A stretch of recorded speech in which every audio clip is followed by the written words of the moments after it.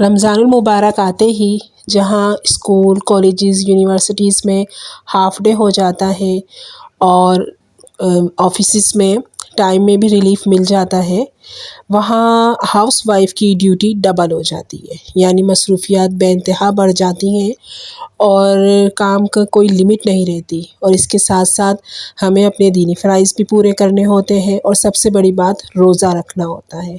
अस्सलामु अलैकुम, मैं हूँ एनी जब्बार और आप देख रहे हैं simple life solution. Welcome back again my channel. और कैसे हैं आप सब लोग? उम्मीद करती हूँ खैरियत से होंगे।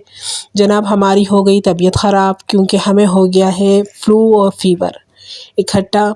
इस वजह से मैं वीडियो भी नहीं अपलोड कर पाई और ज़रा तबीयत मेरी काफ़ी ख़राब हो गई थी। मैंने कहा रोज़ा छोड़ने से बेहतर है आप एक दिन वीडियो ना डालें, वीडियो छोड़ दें।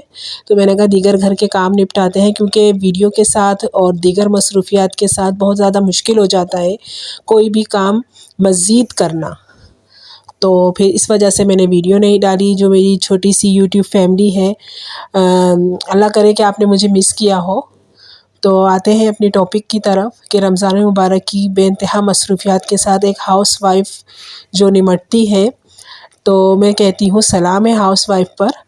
और मिडिल क्लास हाउसवाइफ़ स्पेशली जिसने सारे काम खुद करने होते हैं, जिसकी कोई हाउस हेल्पर जिसके पास नहीं होता, उसे अपने सारे काम खुद निपटाने हैं। सहरी से लेकर अफ्तार तक और अफ्तार के बाद भी छुट्टी नहीं मिलती और फिर ईद के 3 दिन तो फिर ओवर टाइम लग जाएगा। तो बस यही है एक हाउसवाइफ़ की ज़िंदगी। और एक हाउसवाइफ़ इस ज़िंदगी में खुश भी है। वो अपने फैमिली मेम्बर्स को खिला पिला के, उनका ख़याल रख के, उनकी दीगर ज़रूरियात पूरी करके ही बहुत खुश रहती है कि मेरा घर मैनेज चल रहा है।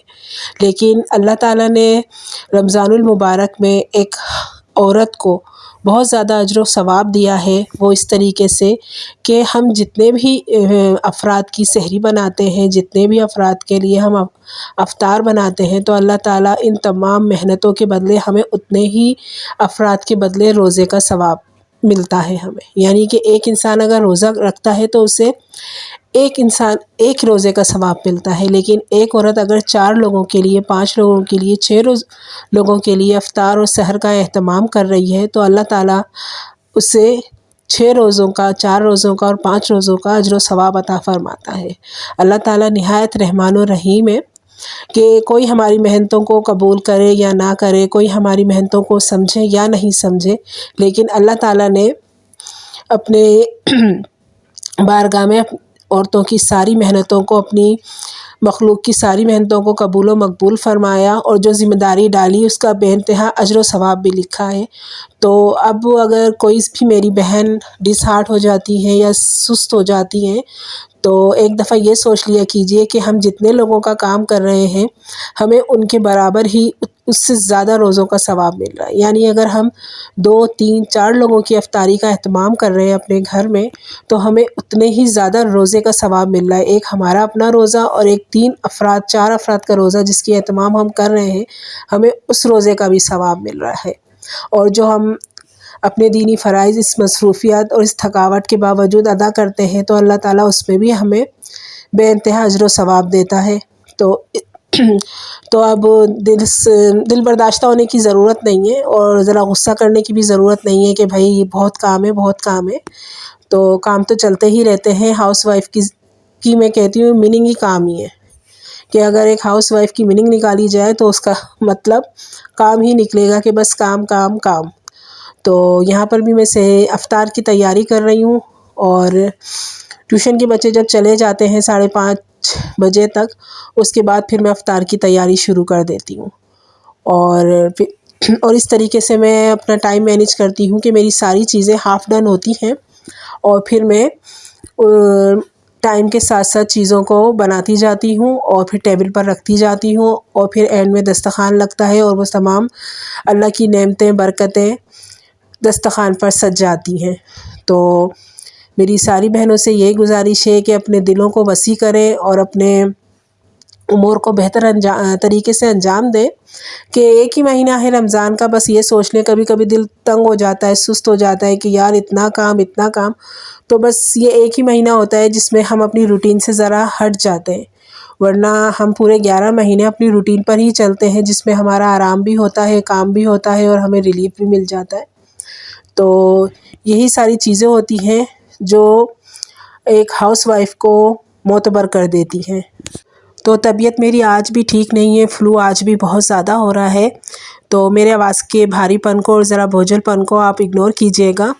और यहाँ तक मेरी वीडियो देखते देखते आप लोग आ ही गए हैं तो प्लीज़ मेरे चैनल को सब्सक्राइब कीजिए और मेरी वीडियोस को लाइक कीजिए एंड फ्रेंड्स एंड फैमिली में लाजमी शेयर कीजिए कि आपकी तरफ से ये मोटिवेशन मेरे लिए निहायत ज़रूरी है। मेरा न्यू चैनल है, मैंने आपको तकरीबन हर वीडियो में ही बताती हूँ कि मेरा न्यू चैनल है और इसके लिए मुझे आपकी मोटिवेशन की, आपके साथ की बहुत ज़रूरत है।